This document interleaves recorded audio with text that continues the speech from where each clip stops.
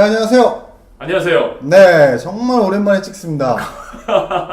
네, 빨리빨리 찍었어야 되는데, 이게 뭐, 사는 게 바쁘고, 또 에디도 뭐, 골프가 다니고, 뉴욕 갔다가 뭐, 이렇게 저렇게 하다 보니까, 저희가 이 영상 찍을 좀 타이밍이 안 맞았다 그럴까? 그렇죠. 네, 또 뭐, 주간 이슈 또, 어쨌든 매주 찍는 것도 찍고, 뭐, 하다 보면, 그렇게 되더라고요. 그래서 영상을 빨리 찍어서 다음 편을 올려달라는 분도 계셨는데 너무 늦어서 죄송하고, 저희가 최대한 빨리 찍어서 지금 이제 오늘은 4편 판매처 화장품 만들기 4편 판매처 구축하기에 대해서 할 건데 5편 마케팅, 6편 수출, 7편 관련 법령, 8편 총 정리까지 해서 빠르게 좀 찍어서 빠르게 업데이트 하도록 하겠습니다. 어쨌든 오늘은 화장품 창업 스토리, 자, 4편 판매처 구축에 대해서 말씀을 드릴 겁니다. 전에, 자, 1편은 화장품 창업 개론에 대해서 설명해 드렸죠. 어떤 화장품 업계 상태라던가, 화장품 업계 장점, 단점, 뭐, 리스크, 이거에 대해 말씀드렸고, 두 번째는 화장품 기획에 대해서 말씀을 드렸죠. 세 번째는 화장품 만들기에 대해서 말씀을 드렸고, 자, 오늘은 판매처 이제 구축에 대해서 말씀을 드릴 겁니다. 이제 판매처 구축이라 하면 말 그대로 이제 제품을 만들었으면 팔아야 될 거 아니에요. 어디서 팔 것인가.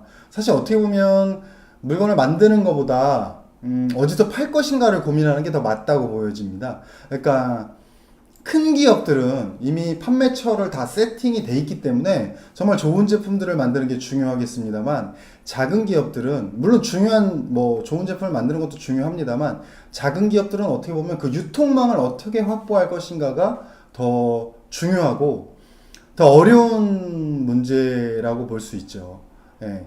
그래서 보통 온라인에서는 가장 처음에 하는 게 자사몰을 구축하는 겁니다. 자사몰은 즉 우리 회사의 쇼핑몰을 만드는 거죠. 내 회사의 쇼핑몰을 만드는 거. 그래서 보통 인터넷 쇼핑몰이 한국에 이제 보급되기 시작한 2001년, 2002년 그 이후로는 인터넷 사업을 한다고 하면 거의 대부분 온라인 쇼핑몰을 만드는 것부터 시작했는데, 이게 2012년부터는 뭔가 약간씩 트렌드가 바뀌기 시작하면서 어떤 일이 생기기 시작했냐면 자사몰이 없는 온라인 회사들이 생기기 시작했어요. 즉 판매의 대부분을 그냥 오픈마켓에서 한다던가, 혹은 소셜 커머스가 이제 붐이 일어나고 나서 소셜 커머스에서만 팔고 자사몰이 아예 없는 그런 업체들도 생긴다던가, 요즘은 이제 소셜 커머스도 좀 죽었어요. 요즘 뭐가 대세냐? 요즘은 네이버 스토어팜이 대세입니다. 네이버 스토어팜의 영향력이 너무 세져서, 그러니까 스토어팜 자체가 영향력이 세졌다기보다는 네이버 페이의 영향력이 엄청나게 세졌습니다. 뭐 가입할 필요도 없고, 그렇죠. 그냥 바로 결제가 되니까. 우리나라에 거주하는 사람이 네이버 아이디가 없는 경우는 거의 없고, 네이버 페이는 어떤 특정한 뭐 앱이라던가 뭐 그런 걸 깔 필요가 없이 그냥 비밀번호 6자리만 입력하면 바로 결제가 되기 때문에 30만 원 이하까지만 아마 결제가 될 거예요. 그렇다 보니까 이 네이버 페이가 온라인에서 차지하는 영향력이 너무 큰 겁니다.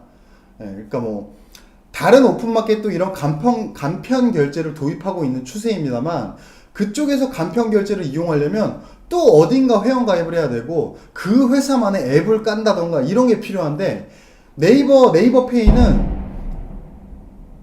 모바일 웹으로 뭐죠? 전쟁이 났나요? 뭐 폭발했는데, 하여튼 네이버 페이는 모바일 웹, 앱이 아니라 웹입니다. 웹.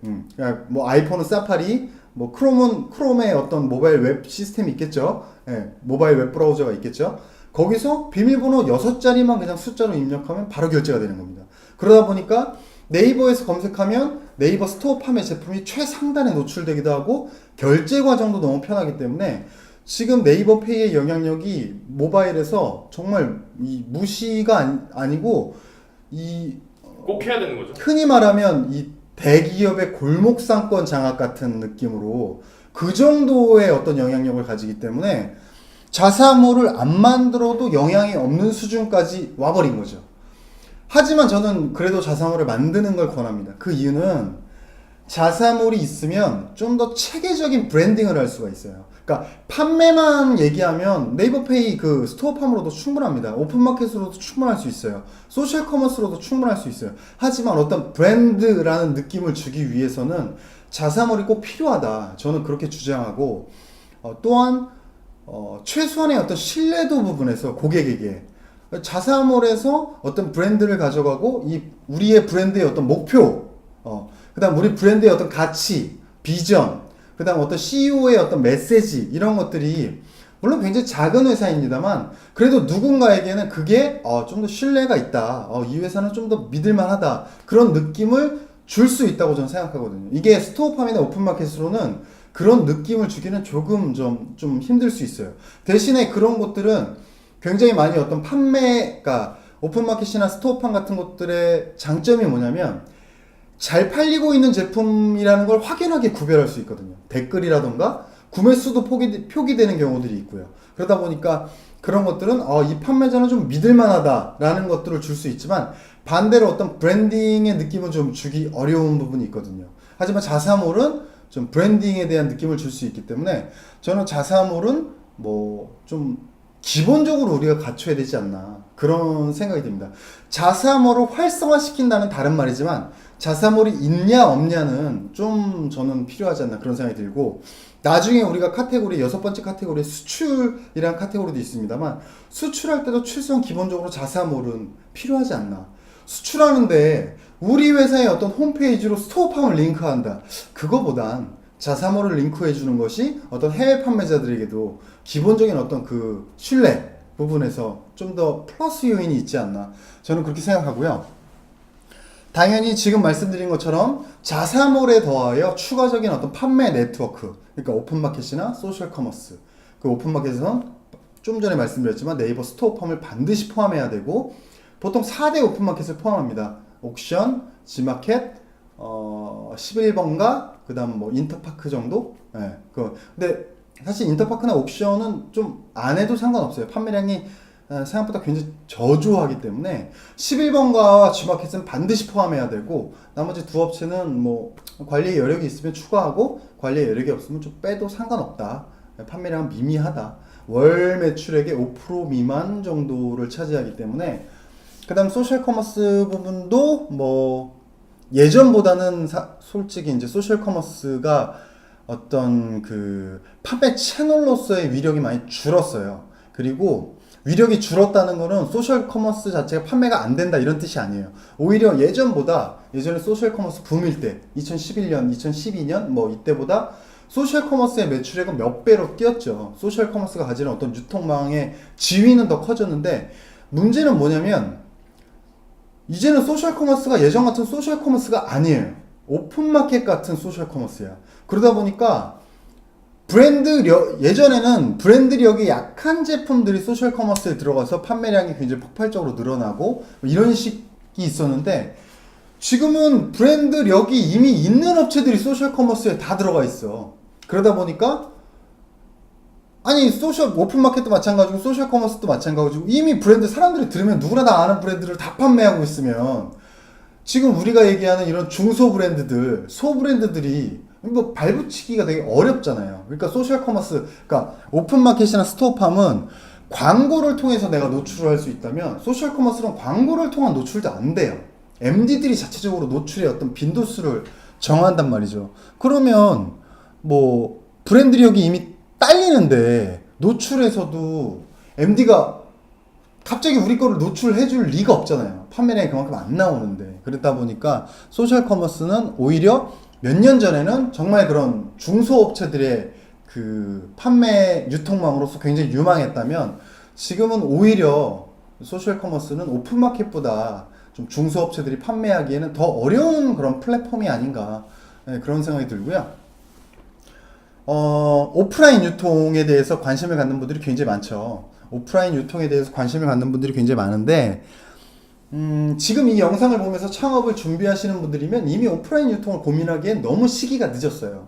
오프라인 유통에 대해서는 그래서 저는 고민하지 않기를 그렇게 권고해 드리고 싶고 오프라인 유통은 일단 배제하고 지금 어떤 화장품을 만들어서 온라인 유통에서 성공한 뒤에 오프라인 유통을 고민해도 늦지 않다. 그렇게 말씀을 드리고 싶어요.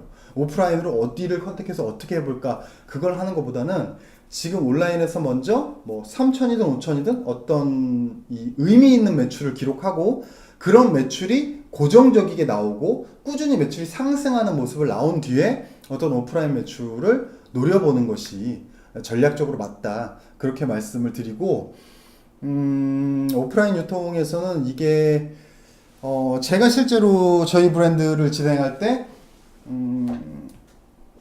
왓슨스라는 드럭스토어 브랜드와 오프라인 판매를 해본 적이 있었습니다. 지금은 왓슨스 매장이 몇 개가 있는지 모르겠는데 제가 운영할 당시에는 왓슨스 매장이 88개 정도 있었어요. 88개의 저희 제품이 다 들어가진 않았고 대략 60개 정도, 그러니까 뭐 왓슨스 매장도 위치에 따라서 어떤 매장의 특성이 있으니까 60개 정도 매장에 입점했는데 이런 드럭스토어와 계약을 할 때는 벤더라는 걸 끼게 됩니다. 왜냐하면 벤더라는 걸 안 끼고도 계약을 할 수는 있어요. 근데 벤더를 안 끼게 되면 어떻게 되냐면 60개 매장에 저희가 제품을 다 보내야 돼요.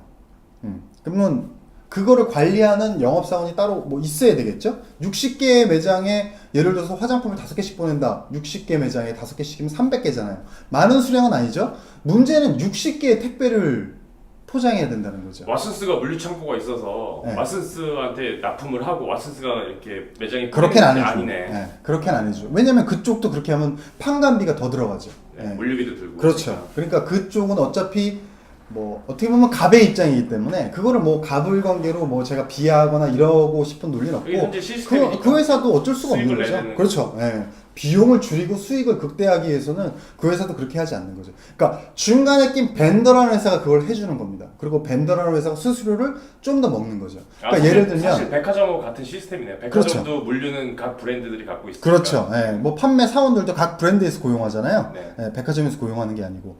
그러니까 왓슨스 매장에 60개를 제가 거래하면 저희가 60개 매장에 뭐 제품을 일일이 다 보낸다던가 거기 다 팔리면 또 보내야 될 거 아니에요. 그리고 뭐 60개 매장에 어떤 그 뭐라 그래야 되죠? 그 입간판 같은 것들, 그러니까 판매를 촉진하기 위한 어떤 마케팅 보조 도구들이 있을 거 아니에요. 그런 것들을 저희가 다 만들어서 막 60개 매장에 다 뿌리고 막 이러기가 너무 어렵잖아요. 근데 벤더와 거래하면 벤더분들이 그런 것들을 해주는 거죠. 근데 뭐 그분들도 최선을 다해서 사실 하진 않겠죠. 왜냐하면 뭐 물론 우리께 잘 팔리면 자기들 수수료도 떨어지긴 하지만 어쨌든 벤더는 굉장히 다양한 브랜드를 관리하고 있기 때문에 그 관리하고 있는 브랜드 중에서도 상 브랜드가 있을 거고 중 브랜드가 있을 거고 하 브랜드가 있을 거 아니에요. 그러면 당연히 그 회사 입장에서는 상 브랜드 쪽에 더 관리를 하는 게 맞는 거죠. 왜냐면 돈을 더 많이 벌 수 있으니까. 그렇잖아요. 잘 팔리면 더 당연히 신경 써주는 건 당연한 이치잖아요. 그러면 우리 같은 브랜드는 하 브랜드니까 뭐 잘 팔리게 노력은 하지만 그렇게 되게 뭐 회사에 영향을 뭐 투입한다던가 그런 노력은 하지 않겠죠. 어쨌든 그러다 보면 수수료가 뭐 왓슨스와 바로 다이렉트로 계약하면 뭐 44%였던가 뭐 제 기억이 정확하진 않습니다만 뭐 그 언저리 됐던 것 같아요. 근데 벤더를 끼면 벤더가 뭐 15% 정도 먹어요. 그래서 59%뭐 이렇게 됩니다. 그러니까 만 원짜리 제품을 왓슨스에서 팔면 5,900원은 이미 이제 결제업체에 나오고 그러면 저는 이제 4,100원인가요? 네, 그 정도 수익이 남는 거죠. 근데 그렇게 되면 원가가 3,000원이라고 가정해 보세요. 3,000원짜리 그렇게 보내고 나면 그럼 1,000원 남는 거예요. 1,000원. 그렇죠? 네. 그러니까 그런 드럭스토어나 이런 오프라인 유통망을 갖추기 위한 수수료의 계산을 해보면 다이렉트로 거래해서 영업사원을 두고 관리한다는 거는 솔직히 말해서 쉽지 않은 일이에요. 어느 정도 그 규모가 되는 회사에서나 가능한 일이지 결국 어느 정도 벤더를 껴야 되는데 벤더를 안 끼일 수도 있겠지만 어차피 벤더를 껴야 되는데 벤더를 끼고 나오는 수수료를 생각해보면 과연 이게 5배수, 그러니까 미니멈 5배수, 그러니까 즉 원가가 2,000원인데 만원에 팔아야 이제 뭐 1,000원, 1,500원 남는 수준이라고 할까? 정말 뭐 수익률은 그게 나쁘지 않지만 수익의 액수로 보면 의미 있는 판매량이 나오지 않는 이상은 이게 사실 큰 의미가 없는 거죠. 예, 5배수 제품이라고 해도. 그러면 10배수의 제품을 팔 수 있냐? 10배수의 제품은 자사몰에서 팔 수 있을지 몰라도 오프라인 유통에서 10배수 같은 건 유통되기가 사실 굉장히 어렵습니다. 예. 3,000원짜리가 10배수면 3만원이란 얘기인데 3만원짜리를 그런 드럭스토어에서 판다고 해서 판매가 나오냐 힘들어요. 워낙 저렴한 제품들이 많고 예. 이미 대기업 뭐 어떤 인스프리나 페이스샵이나 뭐 이런 제품들도 3만원 넘는 제품이 별로 없어요. 대부분 만원, 2만원에서 이루어져 있고 2만원대 초중반의 제품이 거의 대부분이기 때문에 10배수의 제품을 만든다는 것도 굉장히 어렵습니다. 결국 그러면 5배수 정도의 제품을 만드는 게 굉장히 일반적인 어떤 화장품 업계에서 하는 그 평균적인 어떤 가격일 텐데 그거를 자사몰에서 마케팅비를 뭐 30% 쓰고 만든다고 해도 수익이 한 40% 될까? 그 정도인데 오프라인 유통에서는 정말 10% 수익이나 남을라나? 굉장히 어려운 부분이죠. 그러니까 오프라인 유통을 강조할 필요가 없어요. 왜냐하면 수익률도 너무 낮고 그다음 결제 일수가 너무 오래 걸립니다. 예. 60일이 보통이에요. 50일, 60일이 보통이기 때문에 제 아는 업체는 그런 적이 한번 있었어요. 여름용 제품을 파는 업체인데 뭐 정확한 제가 그 원가까지는 알 수 없어서 배수는 몇 배수인지 알 수 없지만 어쨌든 국내 어떤 굴지의 드럭스토어가 컨택이 와서 납품을 한 거예요. 초도 물량으로 5,000개를 넣었어요. 초도 물량으로 5,000개를 넣었는데 그게 일주일 만에 완판이 된 거예요. 일주일 만에 완판이 된 거예요. 그러니까 일주일 만에 완판이 되니까 굉장히 고무적인 상태가 된 거죠. 잘 팔려. 일주일 만에 5,000개가 완판됐는데 고무적이지 않겠습니까? 근데 그 굴지의 드럭스토어는 사실 그런 제품들이 많으니까 별로 그렇게 고무될 일은 없는데 제 지인이 굉장히 고무된 거죠. 일주일 만에 5,000개가 완판됐으니까. 완판되고 나서 어떤 일이 벌어졌냐? 그 굴지의 드럭스토어에서 2차 그러니까 2차로 물건을 넣어라 이렇게 얘기 나온 거죠. 근데 어떻게 물건을 넣어라 했냐면 일주일에 5,000개가 판매됐으니까 2차 물량으로 5만 개를 넣어라 그런 거예요. 5만 개, 10배. 예. 그러니까 이 제 지인은 굉장히 막 좀 들뜬 거죠. 아, 5만 개, 와, 5만 개, 5만 개가 일주일에 다 팔리면 이게 얼마냐? 뭐 이렇게 되는 거죠. 생각해보세요. 10,000원짜리라고 하면 5만 개면 5억입니다. 일주일에 5억이 팔리면 중소업체 입장에서 대단한 거죠. 대단한 거예요. 그죠? 10%가 남는다 해도 5천만 원을 버는 거 아닙니까? 물론 그게 순수익은 아니겠지만 판관비를 뺀다고 해도 일주일 만에 어쩌다 한 달 만에 순수익이 그렇게 생긴다고 하면 대단한 일이죠. 예. 그렇기 때문에 5만 개를 굉장히 무리해서 넣은 거죠. 보통 생산하면 5,000개씩 생산하는데 5만 개를 한 번에 생산하면 생산 비용도 만만치 않은 거잖아요. 그죠? 예. 제품 하나에 뭐 제가 정확히 그 회사의 제품이 얼마인지 모르겠습니다. 만 그냥 예를 들어서 3,000원이라고 가정해서 3,000원에 5,000개면 1,500만 원이 생산비가 들어가는데 5만 개면 1억 5천만 원이 들어가잖아요. 그러니까 적은 수량은 아닌 거죠. 작은 업체 기준으로. 5만 개를 넣었는데 이게 텀이 좀 있었을 거 아니에요. 일주일 만에 완판이 돼서 5만 개 넣으라 그래서 그 다음날 5만 개를 넣을 수 있는 게 아니거든요. 왜? 5만 개를 만들려면 생산 시기가 걸리니까 한 대략 제가 볼 때는 아무리 서둘렀어도 3주에서 4주 정도 걸렸을 겁니다 아마. 예, 케이스 만들어도 좀 오래 걸리거든요. 그러니까 3, 4주 뒤에 5만 개가 납품이 됐겠죠. 근데 5만 개가 딱 납품될 때는 이미 여름이 좀 끝나던 무렵이었어. 그러니까 안 팔리는 거야 이게. 예, 안 팔리는 겁니다. 그러니까 5만 개를 납품한 제 지인 입장에선 되게 초조하죠. 거기에 굉장히 많은 비용이 들어갔는데 근데 이 굴지의 드럭스토어 입장에서는 초조할 게 없는 거죠. 예. 왜냐면 그런 업체가 너무나 많으니까. 기다려. 팔릴 거야. 그렇게 얘기하면 땡인 거예요. 결제는 60일 뒤에 해주면 그만이거든요. 그것도 팔린 것만큼만. 예. 그러니까 이 졸지의 제 지인만 중간에 떠버린 거죠. 근데 문제는 그 지인에게 납품한 회사들이 있을 거 아닙니까? 납품한 회사가 결제를 못 받았다고 연락이 오더라고요. 어떻게 했으면 좋겠냐 이런 식으로 이제 뭐 아는 사이인 건 이제 다 아니까. 예. 그러니까 이 오프라인 유통이라는 거는 굉장히 좀 결론은 어떻게 됐나요? 그래서 지금 그래서 이제 돈을 못 받고 있죠. 굴지의 드럭스토어한테. 예, 60일이 안 됐으니까. 예. 그리고 그 제 지인에게 납품한 회사도 돈을 못 받고 있죠. 예. 굴지 드럭스토어는 그리고 그쪽 MD가 잘못을 했네요. 수량 발주를 5만은 좀.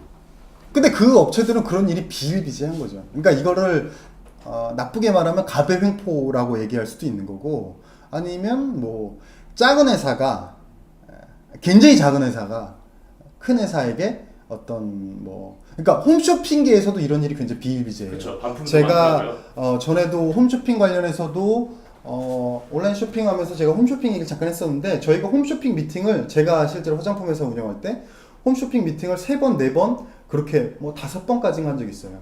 근데 저희 제품이 예를 들어서 뭐 6만 원에 판매하는 제품이 있었는데 원가가 6,000원, 10배수 정도 보는 제품이었는데 그럼 화장품 원가가 6,000원이라는 건 굉장히 고가의 화장품입니다.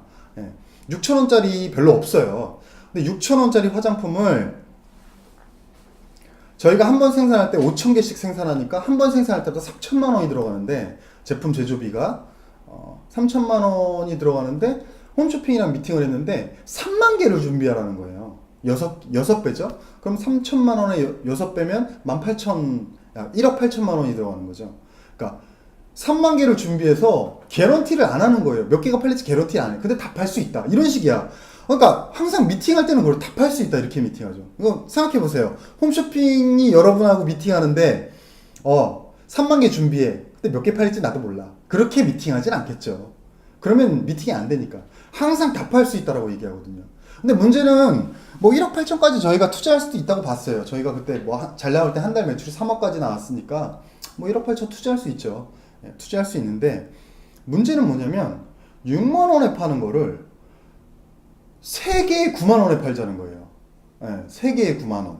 예, 그러면 이제 하나에 3만 원 꼴인 거죠. 그러니까 반으로 할인해서 뭐 팔자는 거잖아요. 근데 3개 플러스 알파로 또 뭐를 더 넣어주자. 그러니까 그런 식으로 하면 계산해 보면 거의 뭐 한 개를 막 18,000원 꼴에 거의 뭐 60% 이상 후려쳐서 판다는 거죠. 그러니까 저희는 이제 저희 제품이 6만 원에 뭐 굉장히 잘 팔린 건 아니지만 하루에 30개 꼴로 꾸준히 판매가 되고 하루에 30개면 6만 원에 30개 180만 원인데 그 제품 하나로만 한 달에 매출 6천만 원씩 꾸준히 나오고 있는 상황에서 이거를 18,000원까지 DC를 해서 이렇게 팔아야 되는가? 예. 그러면 과연 이게 이 정가로 팔릴 것인가? 우리 지금 계속 정가로 팔고 있는데 예.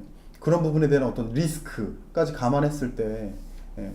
과연 이 홈쇼핑 수익이 우리가 매달 6천만 원씩 이 제품으로 인해서 매출이 1년에 7억씩 매출이 나오고 있는데 7억에서 10배수니까 수익이 굉장히 크죠. 굉장히 수익률이 굉장히 좋은 제품이었는데 저희의 어떤 뭐 베스트셀러까지는 아니지만 스테디셀러 같은 느낌? 그 다음에 어떤 회사의 수익에는 굉장히 기여하는 바가 가장 큰 제품? 그런 제품을 이렇게 뭐 3만 개씩 찍고 이 뭐 60%씩 DC를 해서 팔아야 될 의미가 있는 건가? 예, 그렇게 결국에 미팅을 네다섯 번 하다가 뭐 굉장히 여러 회사랑 미팅을 했어요. 뭐 NS 홈쇼핑이랑도 미팅을 했었고 NS 홈쇼핑, 뭐 홈앤쇼핑, 뭐 GS 홈쇼핑, 뭐 현대 홈쇼핑 이런 식으로 뭐 CJ 빼고는 다 미팅을 했던 것 같은데 결국에 이제 그 조건들이 다 안 맞아서 저희가 거부하긴 했지만 결국에 오프라인 유통에 대해서 굉장히 길게 얘기했는데 이 부분에 대해서 굉장히 좀 환상을 갖고 있는 분들이 많아요. 왜냐면 기본적으로 좀 있어 보이기 때문에 우리 제품 거기서 팔려 뭐 이런 식으로 예. 우리 제품 백화점에 나가고 있어. 그게 굉장히 포장하기가 좋죠. 예. 왜냐면 온라인은 사실 누구나 다 할 수 있는 거니까 우리 제품 스토어팜에 있어. 그건 뭐 포장이 안 되잖아요. 왜냐면 다 할 수 있는 거니까. 우리 제품 위메이크 프라이스에서 팔아 뭐 우리 제품 쿠팡에서 팔아 이런 거는 포장이 안 되는데 오프라인 유통망에 대해서는 유독 그런 거에 좀 집착하시는 분들이 있어요. 회사에 포장이 되기 때문에. 근데 수익 구조나 이런 걸로 봤을 때 제가 볼 때는 솔직히 말해서 전 거의 추천해드리지 않는 편이고 예. 정말로 그거는 회사의 규모가 되면 인바운드로 알아서 제의가 들어옵니다. 그때 추진해도 늦지 않아요. 예. 오프라인 유통에 대해서 굉장히 길게 얘기를 했는데 어쨌든 결론은 브랜드력이 안 되면 오프라인 유통은 굳이 노력할 필요도 없고 찾아볼 필요도 없다. 저는 그렇게 이제 결론을 내드리고 싶고 어쨌든 이 판매처 구축에서 가장 중요한 것은 제품과 마케팅 이런 것도 중요한데 그걸 제외하고 가장 중요한 건 역시나 상세 페이지입니다. 상세 페이지. 판매처를 구축하는 것도 중요하지만 그 판매처 구축에서 결국 온라인이 대부분이기 때문에 이 상세 페이지를 어떻게 세팅할 것인가 굉장히 중요한 요소예요. 상세 페이지가 허접하면 그러니까 여러분들이 지금 아모레, 뭐 페이스샵, 인스프리 같은 홈페이지를 들어가서 제품의 상세 페이지를 한번 보세요. 자, 예를 들어서 설화수는 제품이 11만 원인데 상세 페이지를 보잖아요. 한 3줄 설명이 있습니다. 이게 팔려? 팔립니다. 엄청 잘 팔려요. 왜 팔릴까? 브랜드력이 좋으니까. 근데 우리 제품을 그렇게 3줄로 한번 해보세요. 팔려? 절대 안 팔릴걸요? 1년에 1개? 2개? 아마 팔릴 듯? 이 중소업체는 가장 중요한 게 상세 페이지입니다. 상세 페이지를 어떻게 구축하냐가 또 하나의 마케팅이에요. 굉장히 중요한 요소예요. 그러니까 판매처 구축도 어떻게 할 것인가가 중요하지만 그 판매처 구축에 대한 마케팅도 중요하지만 상세 페이지를 어떻게 만드는가도 굉장히 중요해요. 그러면 상세 페이지를 어떻게 하면 잘 만들 수 있냐? 가장 중요한 건 소셜 커머스 사이트에 지금 당장 접속을 해서 소셜 커머스에서 핫하다는 제품을 찾아보세요. 핫한 건 어떻게 할 수 있냐? 판매량이 많으면 좀 핫하겠죠. 그죠? 판매량이 많은 제품을 찾아보세요. 판매량이 많은데 브랜드력이 좋은 거 말고 이니스프린데 판매량이 2만 개야 이런 거 말고 내가 처음 들어보는 업체인데 판매량이 뭐 10,000개야. 물론 그게 가라 판매량일 수도 있어요. 소셜 커머스 그렇게 흔하니까. 근데 어쨌든 뭐 가라 판매량이든 아니든 간에 뭐 가라로 판매량을 10,000개까지 만들려는 노력이 있다면 회사가 아주 작은 회사는 아니니까 어쨌든 판매량이 높은 회사들을 한 10개 정도 찍어서 상세 페이지를 꾸준히 내려보세요. 그러면 어떤 통일된 규격 같은 게 보일 겁니다. 예. 상세 페이지를 이렇게 만드는구나 이런 느낌이 좀 나올 거예요. 예. 그리고 뭐 네이버 스토어팜이나 뭐 오픈마켓이나 좀 뭐 G마켓은 구매자 수 나오잖아요. 옥션은 G마켓에서 구매자 수가 안 나오고 리뷰 수가 나오고 옥션은 구매자 수가 나와요. 11번 가도 아마 리뷰 수가 나오고 구매자 수는 안 나올 거예요. 그럼 리뷰 수가 많은 화장품을 찾아보면 될 거 아니에요. 내가 근데 처음 들어봤어. 그럼 많이 샀다는 얘기 아니에요. 예. 옥션은 구매자 수가 많이 나오고 스토어팜도 마찬가지죠. 리뷰 수가 나오니까 그런 것들을 보면 어느 정도 시장에서 반응이 있다는 얘기거든요. 나는 몰랐지만. 그럼 그런 제품의 상세 페이지를 보면 왜 이 회사 제품이 잘 팔리는구나라는 거를 좀 알 수 있을 거예요. 캐치가 될 겁니다. 그러면 그런 회사들을 한 20개 정도 모아서 상세 페이지를 계속 보다 보면 상세 페이지에 어떤 형태가 나올 거예요. 예. 예를 들어서 뭐 성분에 대한 강조, 기능에 대한 강조, 혹은 뭐 케이스에 대한 강조, 어떤 전체적인 제품의 컨셉, 마지막으로 어떤 뭐 공정위의 어떤 고시, 뭐 어떤 뭐 법적인 부분, 이런 부분, 그다음 회사에 대한 어떤 뭐 비전이나 어떤 회사에 대한 차별점, 뭐 특허라던가 뭐 이런 식으로 이 체계화된 어떤 6가지의 포맷들이 좀 보일 거예요.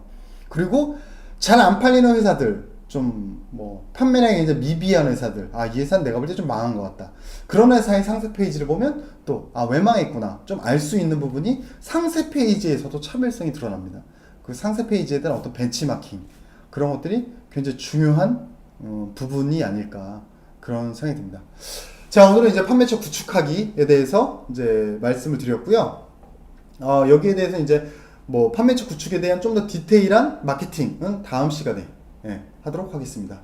자, 여러분 구독 많이 눌러주시고 좋아요 많이 눌러주시고요. 감사합니다. 다음 마케팅 최대한 빨리 녹화하도록 하겠습니다. 안녕.